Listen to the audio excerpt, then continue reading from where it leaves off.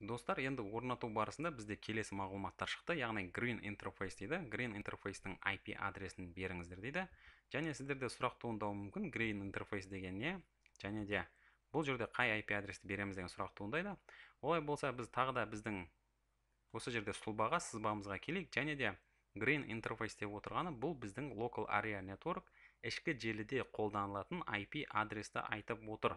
Олай болса, мен firewall-ға, яғни біздің firewall бағдарламаға 192.168.1.1 IP адресін беремін. Және бұл IP адрес біздің жергілікті желінің ішкі private IP адресі болады. Олай болса, мен мына жерге жазамын, яғни жою нүктесін басамын және 1.1 деп жазамын. Және де желі маскасы, яғни network mask дейді. Мен оны 255.255.255.0 деп қалдырамын. Және де tab нүктесін басып, OK-ге келіп, OK нүктесін басамын. Қарап отырсаңыздар, ары қарай орнату процесі жалғасуда, және де бұл кішкене уақыт алады дейді. Олай болса, біз тағы күтеміз, және келесі терезе шыққан соң ары қарай жалғастырамыз. Және бұл жерде қате шыққандай болады, яғни CD-ROM-ды шығара алмай тұрмын дейді, яғни eject деген оны шығару. Алайда бізде виртуалды машина болғандықтан ол жерде CD-ROM-ды шығаруға мүмкіндік жоқ. Олай болса, мен OK нүктесін басамын. Және де қарап отырсаңыздар, Indian Firewall орнатылу сәтті аяқталды дейді. Және де барлық floppy дискі немесе CD-ROM дискілер болса, оның барлығын жүйеден алып тастаңыз дейді. Және бұл жерде congratulations дейді, яғни барлық сәтті аяқталған сияқты. Олай болса, мен OK нүктесін басамын. Және біздің жүйе бұл жерде reboot процесінен өтуде, яғни өшіп қайта іске қосылуда. Олай болса, тағы да кішкене күтеміз. Және біздің машина дайын болған соң біз ары қарай жалғастырамыз. Және байқап отырсаңыздар, бұл жерде әлі процесті, яғни орнату процесі әлі жалғасуда, яғни жүйе толықтай іске қосылу процесі болуда. Алайда бұл жерде оқитынымыз, мысалы, Indian Firewall бағдарламасы орнатылды дейді, және сіздегі нұсқасы community қоғамдық нұсқасы дейді, және 3.0.5 бета версиясы, бета нұсқасы дейді. Енді бұл жерде осы firewall-ды, яғни осы виртуалды машинаны басқаруға мүмкіндік беретін URL адрес, яғни мекен-жай берілген екен. Және оқып отырсаңыздар, біз https және де қос нүкте / 192.168.1.1 IP адресіне және осы жердегі 10443 портына кіретін болсақ, онда осы машинаға қосыла аламыз. Және де біздің firewall-дың green IP, яғни жасыл сақ болып есептелінетін IP адресі ішкі желіміз 192.168.1.1 екенін көресіздер. Және де мына жерде төмен жағында осы машинаны консольдан басқаруға мүмкіндік беріледі, яғни shell'ды ашуға болады, немесе машинаны reboot жасауға болады, немесе кілт сөздерді өзгертуге болады. Алайда біз қазір graphical user interface-ті пайдалануға тырысып көрейік. Олай болса, мен қазір біздің алдыңғы сабақта пайдаланып жүрген CentOS машинасына келемін. Және енді біз былай істейміз, яғни бұл жерде біздің виртуалды машинасының IP адресі қазір 192.168.0.77 екенін жаңа көрсеткен болатынмын. Яғни қарап отырсаңыздар, мына жерде қазір кішкене жоғары көтерейін. Яғни байқап отырсаңыздар, біздің CentOS машинасы 192.168.0.77 IP адресі болып саналады дедім. Және де бұл бізде енді public, яғни сыртқы статикалық IP адрес болып есептелінеді. Олай болса, бұл қауіпті. Және де біз бұл жерге ішкі желіге қосуымыз керек. Яғни ішкі желі деп отырғанымыз бізде 192.168.1 IP адресінің ішінде жататын бөлігі. Олай болса, Active Directory Domain Controller қызметін атқарып отырған машинаның IP адресін бізге өзгерту керек. Мысалы, 192.168.1.77 деп өзгерсек, бұл онда жергілікті private IP адрестердің қатарына кіреді. Олай болса, мен мына жерде қазір осы графикалық интерфейстің, яғни NM2 деп аталатын Network Manager-ді қалыпқа келтіру құралын қолданамын. Және де Edit Connection-ды пайдаланамын, OK нүктесін басамын. Және біздің Ethernet карта, яғни желі картасы ENO 16777736 екенін білесіздер. Олай болса, мен Enter нүктесін басамын. Және осы жерде IP адресті өзгертемін. Және де бұны бұлай жасап отырған себебім, менің виртуалды машинамда осы желіні қалыпқа келтіру нүктесі неге екені белгісіз, әзірге ашылмауда. Бұл виртуалды машина болғандықтан болса керек. Енді мен осы жерде IP адресті өзгертемін, яғни қарап отырсаңыздар, бізге қазір 192.168.1 деп өзгертемін. Және де біздің gateway, яғни біздің шлюз қазір firewall бағдарламасын орнаттық, соның IP адресін беремін, яғни 192.168.1.1 бұл firewallдың IP адресі. Және де DNS сервер қызметін бізде осы тағыда орнатылған Endian Firewall атқарады. Олай болса мен тағы да төмен қарай түсемін, және де 192.168.1.1 деп IP адресті ұсынамын. Және де бұл жерде енді маған жүйеден шығу керек. Мен OK нүктесін басамын, және де quit нүктесін басамын. Енді осы жерде мысалы ifconfig командасын пайдаланатын болсам, және кішкене жоғары көтеретін болсам, онда көріп отырғандарыңыздай біздің машинаның IP адресі әзірге өзгермеген сияқты, алайда мен мынаны өшірейін, және де қайта іске қосайын. Және осы жерде ifcfg, яғни ifconfig командасын пайдаланып, кішкене төмен қарай, жоғары қарай көтеретін болсам, онда көріп отырғандарыңыздай біздің машинаның IP адресі қазір 192.168.1.77 болып өзгерді. Енді егерде мен мысалы мына жерде ping командасын пайдаланып, біздің жаңа орнатқан firewall бағдарламаны, яғни firewall операциялық жүйені осы жерде ping жасау мәселесінен келетін болсам, яғни оны кішкене мына қарай шығарып қою керек сияқты бізге қазір. Мен былай қарай тартайын. Және де мына жерге келейін. Яғни көріп отырсаңыздар, біздің firewall бағдарламаға қазір ping жасап көремін, яғни 192.168.1.1. Және enter нүктесін басамын. Және көріп отырғандарыңыздай, біз осы IP адресті ping жасай аламыз, яғни біз мына машинаға ping жасай аламыз. Олай болса мен бұны әзірге тоқтатамын. Және де мысалы Google-да ping жасап көрейік, яғни бізге интернетке қазір шығуға мүмкіндік бар ма деген сұраққа келейік. Және байқап отырсаңыздар, бізде қазір интернетке байланыс жоқ. Олай болса бізге қазір firewall-ды қалыпқа келтіру жұмыстарын жасау керек. Мен ол үшін мына жерден Mozilla Firefox-ты ашамын. Және осы жерде firewall-ды басқаруға берілген IP адресті енгіземін. Яғни көріп отырғандарыңыздай https://192.168.1.1.10.443. Олай болса мен жазамын. https://2/ және де 192.168.1.1 және де біздің портты жазамын. Бұл жерде 10 ұмытып отырмын, яғни 10.44.3 болатын, яғни 443. Және де мен мына жерде enter нүктесін басамын. Енді байқап отырсаңыздар, бұл байланыс қауіпті деп жазып тұр, алайда біз бұны білеміз. Біздің байланыс жасап отырғанымыз ол firewall машинасы. Олай болса мен мына жерде барлық қауіпсіздік шарасын түсінемін, және де қабылдаймын деп жазамын, және де қосылуға мүмкіндік беремін. Және де мына жерде сертификатты алсаңыз болады дейді. Олай болса мен get сертификат нүктесін басамын, және де қауіпсіздік шараларын қабылдау, яғни қосылуға мүмкіндік беру нүктесін басамын. Енді байқап отырсаңыздар, бұл жерде Endian Firewall-ды, яғни біз мына машинаны қазір графикалық user interface, соның ішінде браузердің көмегімен басқаруға мүмкіндігіміз болып тұр. Және бұл жерде жазғандай Endian Firewall операциялық жүйесіне бағдарламасына қош келдіңіз дейді. Келесі қадамдарды орындаңыз және қалыпқа келтіру жұмыстарын жасаңыз дейді. Яғни орнатылу процесін аяқтаңыз дейді. Олай болса мен келесі нүктесін басамын. Және орнатылған тілді таңдаңыз дейді. Мен ағылшын тілінде қалдырамын. Лицензиялық келісімшартты қабылдайсыз ба дейді. Және де мына жерде бұл парақшаны үлкейтсем болады деген ойдамын. Яғни лицензиялық келісімшартты қабылдайсыз ба дейді. Мен қабылдаймын және келесі нүктесін басамын. Сіздің осы жүйеде, яғни бэкапыңыз бар ма дейді. Бізде бұл жаңадан орнатылған, ешқандай бэкап жоқ. Олай болса мен келесі нүктесін басамын. Және де көріп отырғандарыңыздай, бұл жерде админға, яғни осы машинаға кіруге мүмкіндік беретін администратордың кілт сөзін беріңіз дейді. Және де root қолданушының SSH паспорты, яғни root қолданушының кілт сөзін беріңіз дейді. Олай болса мен осы жерге кілт сөздерді енгізейін. Және де бұл кілт сөзді сіздің ұмытып қалмағаныңыз маңызды. Мен кілт сөздерді қайталаймын, және бұл жерде мен бірдей кілт сөздерді енгізіп отырмын. Келесі нүктесін басамын. Желі түрін таңдаңыз дейді. Және де бұл жерде routed, bridged, сондай-ақ no uplink деген берілген екен. Алайда бізде бұл жерде routed-ті пайдалануға болады, себебі біздің интернетке, яғни бүкіл әлемдік торапқа шығатын мүмкіндігіміз ол көп жағдайда Ethernet картамен атқарылды, және статикалық IP адрес бар деп сабақ барысында әшейін мысал ретінде алып отырмыз. Яғни мына жерде қарап отырсаңыздар, оң жағында жазылғанын байқайсыздар. Яғни көріп отырғандарыңыздай бұл жерде Ethernet static IP адрес берілді деп бізге қарастырамыз. Және де бұл жерде IP адресті нұсқаңыз дейді. Олай болса мен Ethernet static нүктесін басамын.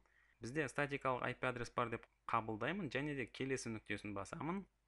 Бұл жерде бізде қосымша зоналар, яғни DMZ зона немесе Wi-Fi зона жоқ, яғни Orange Blue деген зоналар бізде жоқ. Олай болса мен келесі нүктесін басамын.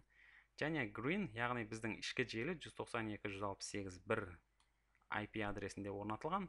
Және де бұл жерде қай сетевая карта, яғни желі картасын таңдайсыз дейді. Және мен сіздерге көрсеткім келіп отыр. Мысалы, біздің виртуалды машина, біздің басқарып отырған firewallда осы желі карталарының көріп кетейік. Яғни бұл жерде workstation, және де VM, соның ішінде settingsқа кіреміз. Және бізде бұл жерде екі желі картасы бар, яғни біреуі Bridget, екіншісі private IP адрестер. Енді біз бұл жерде таңдау жасап көрейік. Мысалы, бірінші, және білесіздер ме, мысалы Green IP адрес бізде осы ішкі желінің MAC адресі дұрыс па, соны қазір қарастырып кетейік. Мысалы, байқап отырсаңыздар 96.11 дейді. Олай болса мен мына жерге келемін, және де virtual machine, соның ішінде settings, және де network адресі, соның ішінде advanced'ке кіремін, және 96.11 бұл бізде, яғни сыртқа шығып тұрған екен. Олай болса мен мына жерге көрейін, 96.11. Және бізде бұл жерде өзгерісті жұмыстарын жасау керек, яғни бізде ішкі желі болып саналатын ол 96.1b, яғни 96.1b екен. Олай болса оны тағы да бір тексеріп кетейік. Және достар, білесіздер ме, бұл сіздерді кішкене шатастырып отырған болса, онда сабақты бірнеше рет қайталап көрсеңіздер түсінікті болады деген ойдамын. Яғни біздің ішкі желінің MAC адресі бізде 1b болып тұрғанын көріп тұрсыздар. Яғни осыны біздің firewall машинада ішкі желі green деп орнатамыз, яғни нұсқаймыз. Олай болса, мына жерде мен таңдауды жасаймын, яғни портты өзгертемін, және де next нүктесін басамын. Және де біздің red zone, яғни қызыл, интернетке байланыс жасайтын WAN Wide Area Network, бізде екінші порт, мына портты пайдаланамыз. Олай болса, бірінші портты, яғни MAC адресін нұсқаймын, және де next нүктесін басамын. Және де red IP адрес, яғни сыртқа шығатын IP адрес бізде дұрыс берілмеді дейді. Мына жерге мен жазуды ұмытып кеткен сияқтымын. Яғни біздің сыртқа шығатын IP адрес, ол бізде статикалық IP адрес деп айтқан болатынмын. Яғни қазір кішкене біздің сызбаға келейік. Яғни біз бұл жерде 192.168.0.55 бұл бізде статикалық IP адрес деп айтқан болатынмын. Олай болса, осы IP адресті қазір нұсқайық. Және де сыртқа интернетке шығатын біздің IP адресті берейік. Олай болса мен мына жерге жазайын. 192.168.0.55.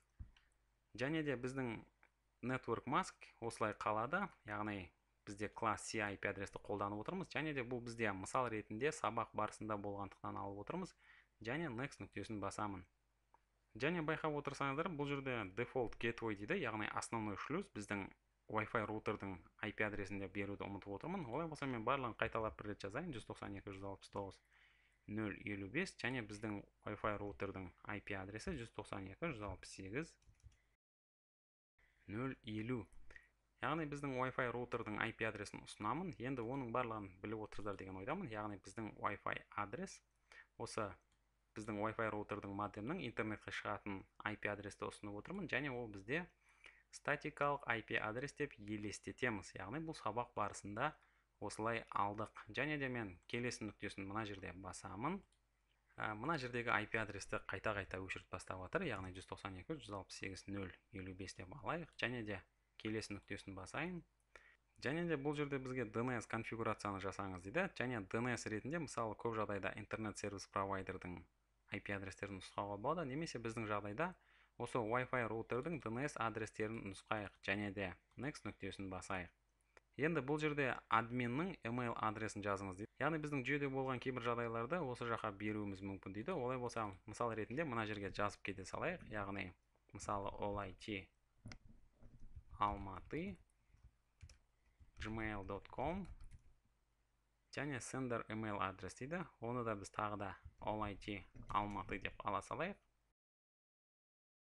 Білесіздер ме, бұл жерде барлығын бос қалдыруға да болады екен. Олай болса, осы екеуін толтырған соң, мен мына жерде smart host деген бізде ондай жоқ. Яғни мыналардың да толтыру міндетті емес. Олай болса, мен мысал ретінде жазайын және next нүктесін басайын. Енді барлық конфигурацияны қалыпқа келтіру жұмыстарын қабылдайсыз ба дейді. Олай болса, мен OK, apply configuration нүктесін басамын. Және байқап отырғандарыңыздай біздің қазір конфигурация сақталынды дейді. Және біздің машина қазір өшіп қайта қосылуда. Олай болса, бұл жуық шамамен жарты минут алады екен. Кішкене күтеміз және біздің жүйе дұрыс жұмыс жасады ма деген сұрақтарға жауап іздеп көреміз. Яғни мына жерде байқап отырғандарыңыздай біздің машинамыз рестарт процесінен өтуде және бұл бірнеше уақыт алатын сияқты. Достар, енді білесіздер ме, бұл жерде мына машина дайын сияқты, яғни біздің firewall дайын. Алайда біздің серверлік машинадан сол машинаны пинг жасайтын болсам, яғни firewallды пинг жасайтын болсам, 192.168.0.1, яғни бізде қосылып тұрған IP адрес, бізге қосылып тұрған IP адресі 192.168.1.1 болатын. Яғни мен қазір мына CentOS машинасынан, бұл жерде біздің IP адрес 192.168.1.77. Мен firewallды пинг жасап отырмын. Және де Enter нүктесін басамын. Және байқап отырғандарыңыздай, бұл жерде пинг процесі сәтсіз өтуде, яғни destination host unreachable дейді. Яғни біз осы firewallға пинг жасай алмаудамыз. Яғни біздің CentOS машинасы мен осы firewallдың арасында байланыс жоқ. Олай болса, оны қалыпқа келтіру жұмыстарын жасау үшін, мысалы VMware, осы біздің виртуалды машина, соның қалыпқа келтіру жұмыстарына келеміз. Және де бұл жерде байқасаңыздар, network адрес бізде қазір Bridget'те тұр. Яғни біз бірден компьютермен осы Wi-Fi роутерге, сыртқы интернетке қатынас жасаудамыз. Алайда мен оны LAN сегментке өзгертемін. Және де мысалы біздің жергілікті ішкі желі ол LAN Алматы деп аталынады. Яғни Local Area Network Алматы деп аталынады. Және де оны суреттен тағы қарап естеріңізден шығармаңыздар. Яғни Local Area Network біздің Алматы желісіне қосамын. Және де OK нүктесін басамын. Және мына жерде күтеміз. Міне байқап отырғандарыңыздай бізде қазір байланыс пайда болды. Яғни біз енді осы firewallға байланыс жасауға мүмкіндігіміз пайда болды. Олай болса, мен мына жерде Ctrl+C нүктесін басамын. Және де енді мен Google-ды пинг жасап көремін. Яғни ping google.com. Және байқап отырғандарыңыздай біздің осы серверлік машина, CentOS машинасынан Google-ға да байланыс бар. Яғни қараңыздар, бұл жерде сіздерге барлығы түсінікті болып тұр деген ойдамын. Яғни біз CentOS операциялық жүйесінің IP адресін өзгерттік. Яғни біз оны ішкі жергілікті желіге қостық. Яғни 192.168.1.77. Бұл біздің Local Area Network, ішкі private IP адрестер болып саналады. Және де бұны әлемнің кез келген түкпіріне қосылуға мүмкіндік жоқ. Яғни бұл серверлік машинаға ешбір қолданушы тікелей байланыс жасай алмайды. Алайда бізде firewallға байланыс жасауға мүмкіндік бар. Себебі firewallдың IP адресі, сыртқы IP адресі 192.168.0.55. Және де бұл интернеттен байланыс жасауға мүмкіндік бар. Алайда firewallдың қызметі осы барлық дұрыс емес байланыстардың барлығын тоқтатуға мүмкіндік береді.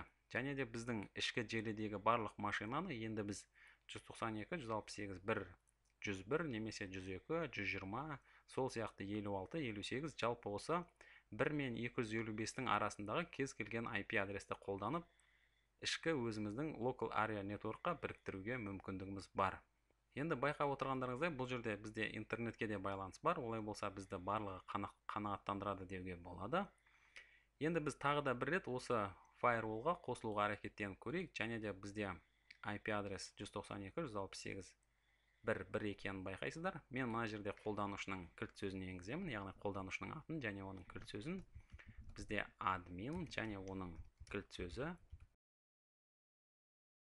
Достар, енді біз өзіміз орнатқан firewallға осы веб парақшаны пайдалана отырып қосылып отырмыз. Яғни Indian Firewall Community дейді. Және бұл жерде dashboard, яғни құралдар тақтасы дейді. Және байқап отырсаңыздар, бұл жерде біраз мағлұмат берілген. Яғни біздегі компьютердің қолданылуы, сондай-ақ мына жерде екі желі картасы берілген. Және де мына жерде енді осы firewallмен жұмыс жасау барысында, мысалы, оның статусы, яғни қарап отырсаңыздар, көптеген құрылғылар жұмыс жасауда, кейбіреулері өшіп тұрғанын байқайсыздар. Яғни, мысалы, VPN немесе POP3 немесе SMTP сияқты протоколдар, оның барлығы қазір өшіп тұр. Мысалы, OpenVPN сервер. Бұның барлығы өшірілуі, яғни сырттан осындай байланыстар жасай алмайды. Сондай-ақ веб-сервер бізде қосылып тұрғанын байқаймыз. Енді бұл жерде бізде тегін нұсқасын жүктеп алғанымызды байқайсыздар. Алайда ақылы нұсқасын сатып алсаңыздар, онда басқару ол жерде кішкене басқаша да болуы мүмкін. Және де мысалы мына жерде желі, қызметтер, сол сияқты firewall немесе прокси сияқты қызметтерді көреміз. Енді білесіздер ме, болашақта осы қосымша бағдарламаларды қалыпқа келтірсек, яғни мысалы почта, сол сияқты веб-сервер, осындай қызметтерді қалыпқа келтіріп, және бізге сырттан осы біздің ішкі желіге қосылуға мүмкіндік беруіміз мүмкін. Яғни бізде қазір firewall жұмыс жасауда, және де бұл firewall біздің осы роутер мен ішкі желінің арасында тұр. Интернеттен кез келген сұрақ осы firewallға келеді, және firewall көп жағдайда қазір ол жерде тосқауыл қояды. Яғни біздің қолданушылар осы интернетке шығуға мүмкіндігі болады. Мысалы, мына жерде CentOS дистрибутиві, осы біздің операциялық жүйе, Active Directory домен контроллер қызмет атқарып тұрған машина, осы интернетке шығуға мүмкіндігі бар екенін байқайсыздар. Және де мысал ретінде қолданушыны алайық, яғни Windows 7 машинасының біреуі қазір іске қосуға мүмкіндік болады деген ойдамын.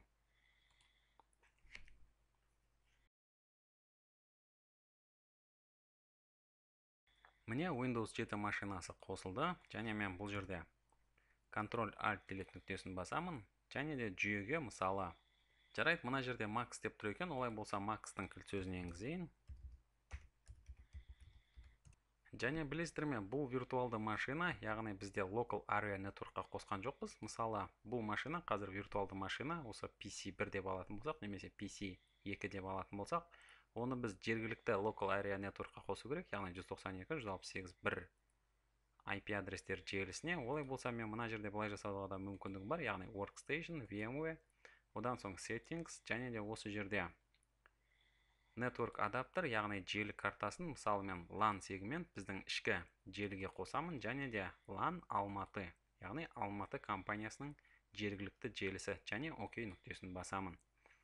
Енді көріп отқандарыңызда бұл жерде қате бір рет шығарды, олай болса мен OK нүктесін басайын, және де қайтадан кілт сөзді енгізіп көрейін, яғни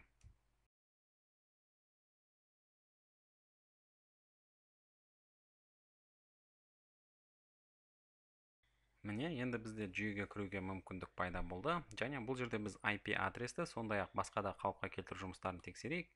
Яғни біз былай жасаймыз, мысалы мен желі картасын қалыпқа келтіру жұмыстарын ашамын осы жерде. Және байқап отырсаңыздар, бұл жерде біздің компьютердің аты PC2 дейді, яғни мен компьютер және оның көрсеткіштеріне келемін. Және байқап отырғандарыңыздай, біздің екінші PC бұл Алматы желісіне қосылған компьютер. Біз онымен алдыңғы сабақтардан таныспыз. Және де Change Adapter Settings нүктесін басамын. Және жергілікті желі, осының ішінде, яғни Details нүктесін басамын, яғни біздің көрсеткіштерді байқап көрейік. Және байқасаңыздар, бұл жерде IP адресті мүлдем дұрыс алмағанын байқаймыз. Яғни бұл жерде Properties қалыпқа келтіру жұмыстарын жасау керек. Және бұл жерде әрине бізде администратордың кілт сөзін сұрауда. Және мен осы жерде IP нұсқа 4-шіні ашамын. Және де байқап отырсаңыздар, біздің DNS сервер ретінде осы 192.168.0.77 сервері, бұл CentOS операциялық жүйесін алғашқы қалыпқа келтіру кезіндегі IP адрестер қолданылды. Алайда мен оның барлығын автоматты түрде алуға нұсқаймын, және де OK нүктесін басамын. Мына жерде тағы да OK нүктесін басамын. Енді көрейік, яғни Details нүктесін басайын. Және білесіздер ме, былай жасауға болады, Close нүктесін басайық, мынаны өшірейік.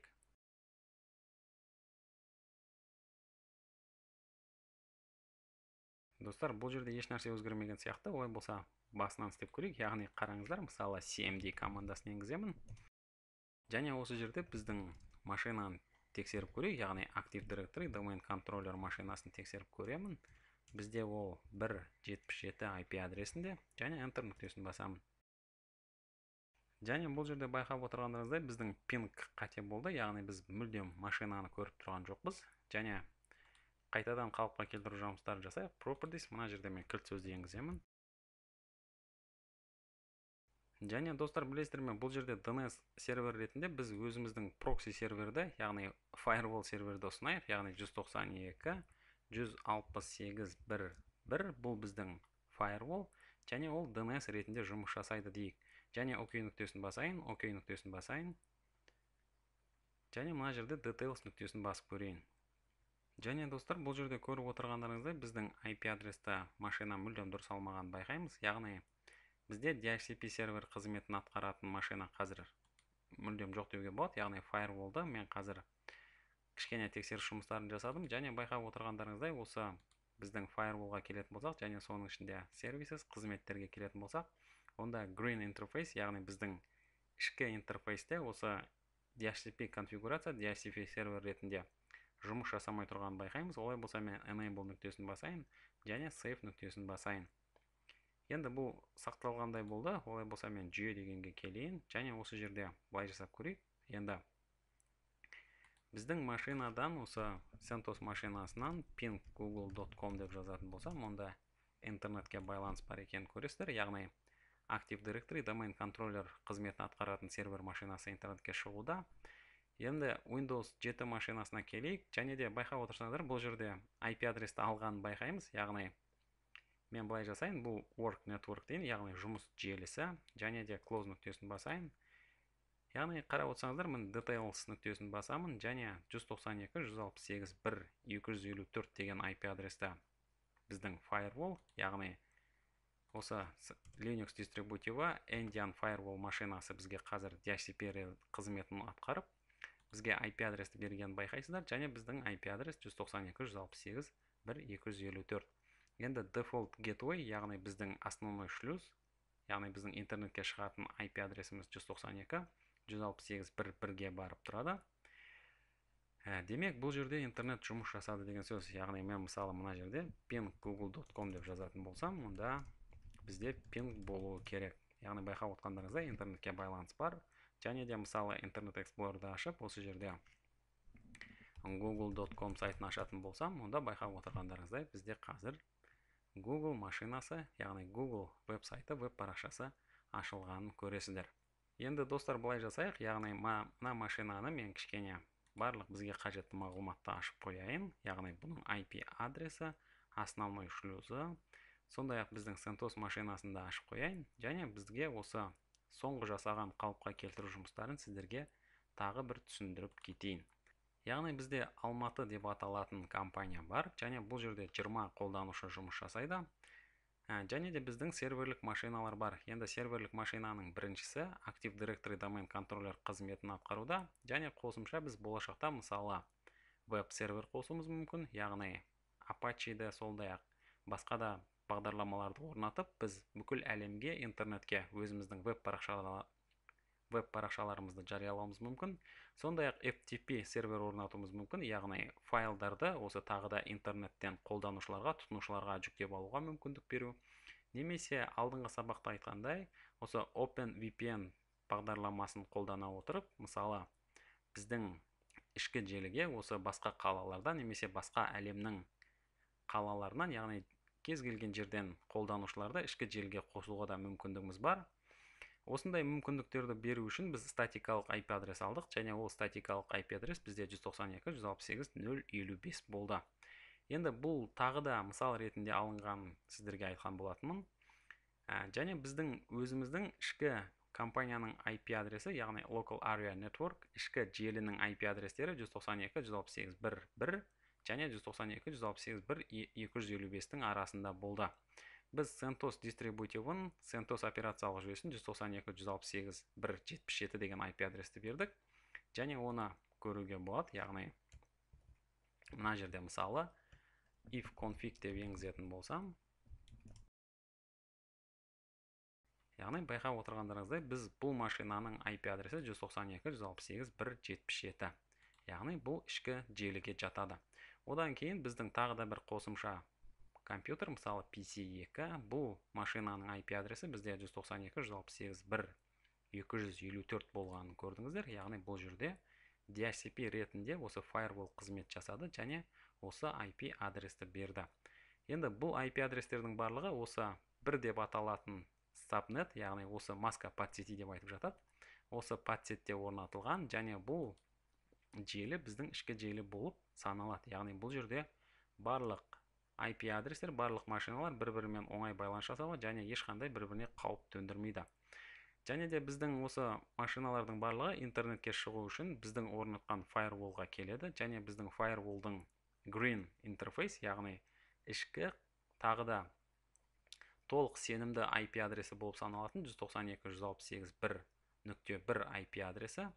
Және біздің firewall ол Endian firewall бағдарламалық firewallын орнаттық және біз оны CentOS машинасынан осы веб интерфейстен басқарудамыз. Және мысалы мына жерде network configurationға келетін болсам, мен байқап отырғандарыңыздай осы жерде мысалы red zone, яғни қызыл зона бізде Ethernet static дейді. Және мен келесі нүктесін басатын болсам, мысалы бізде басқа қалыпқа келтіру жұмыстары мына жерде жоқ. Алайда біздің green zone, яғни біздің ішкі желі болып саналатын, ол 192.168.1.1 IP адресі. Яғни бұл біздің firewallдың осы Ethernet картасының бізге қараған жағы, яғни бұл жерде Ethernet 1, сондай-ақ MAC адресі берілгенін байқайсыздар. Және де келесі бізде red, яғни сыртқа шығатын IP адрес, ол бізде статикалық IP адрес, сыртқы әлемнен алынған IP адрес 192.168.0.55, және бұл бізде Ethernet карта бірінші екенін байқайсыздар. Яғни ол енді білесіздер ме, мына жерде кішкене нөмірленуі, сондай-ақ машиналарда жаңағы желі картасының белгіленуі кішкене шатастыруы мүмкін, алайда сіздер барлығын түсініп отырғандарыңызға сенімдімін. Яғни Ethernet 0 бұл біздің сыртқа қарайтын IP адрес, яғни біздің мына жақтағы IP адресіміз осы 0.55 және бұл интернетпен байланыс ұстайды. Біздің firewallдың бұл жерде атқарып отырған қызметін тағы қайталап айтып кететін болсам, осы сырттан интернеттен, яғни қауіпті аймақ болып есептелінетін интернеттен келетін барлық трафикті тосқауыл қояды және біздің ішкі желіге кіргізбейді. Яғни firewall енді біздің өзінің жұмысын тамаша атқаруда деп айта аламыз, яғни сырттан ешкім қосыла алмайды. Бірақ та білесіздер ме, бұл жерде тағы айта кететін нәрсе, осы firewallмен жұмыс жасай білу қосымша оқуды талап ететіні сөзсіз. Мен де өкінішке орай осы Endian firewallмен әлі толық таныс емеспін және бұл жердегі қалыпқа келтіру жұмыстарын әлі жатқа және де толық меңгергем деп айта алмаймын. Енді мен болашақта, осы жақын болашақта барлық қалыпқа келтіру жұмыстарын тағы да қосымша оқи жатамын деген ойдамын. Сондай-ақ біздің жүйеге мысалы веб-сервер орнататын болсақ, яғни веб парақшаларын жариялайтын өзіміздің ішкі желіде қосымша серверлік машина жасайтын болсақ, онда мына жерде осы сырттағы қолданушыларға ішке кіруге мүмкіндік беру, яғни әрине firewall барлығын тоқтатып тастайтын болса, онда біздің жергілікті желіге ешкім кіре алмай қалады. Сондай-ақ OpenVPN бағдарламасын қолдана отырып, басқа қолданушыларды біздің жүйеге кіргізуге мүмкіндік беру керек. Олай болса, осындай қалыпқа келтіру жұмыстарын болашақта қарастыра жатамыз деген ойдамын. Және де мына жерде қарап отырсаңыздар, мысалы services, соның ішінде DNS, DHCP, басқа да трафиктерді басқару, сондай-ақ Simple Network Message Protocol, яғни почтаның қалыпқа келтіру жұмыстары, және де firewall ретінде жұмыс жасап тұрғанын білеміз, яғни бұл жерде VPN трафик жасауға болады екен, және де прокси ретінде мысалы HTTP қызметін, POP3, сондай-ақ DNS, және де FTP серверді іске қосуға болады. Яғни мына жерде басып қарасақ, осы FTP серверлерді де қалыпқа келтіруге болатын сияқты. Және мына жерде VPN, соның ішінде OpenVPN, мысалы Virtual Private Network, және де бұны іске қосу немесе оны өшіру, осындай қалыпқа келтіру жұмыстарын қарастыру керек. Олай болса, келесі сабақта тағы да біз енді осы firewallды айналып өту, яғни біз енді жүйеге firewallды қостық, олай болса бізге осы firewallды қалыпқа келтіру және де бізге қажетті сервистарды, қызметтерді қоса білу өте маңызды. Олай болса, бұл сабақтар сериясын әзірге тоқтатамын және келесі сабақта кездескенше мен сіздермен қоштасамын.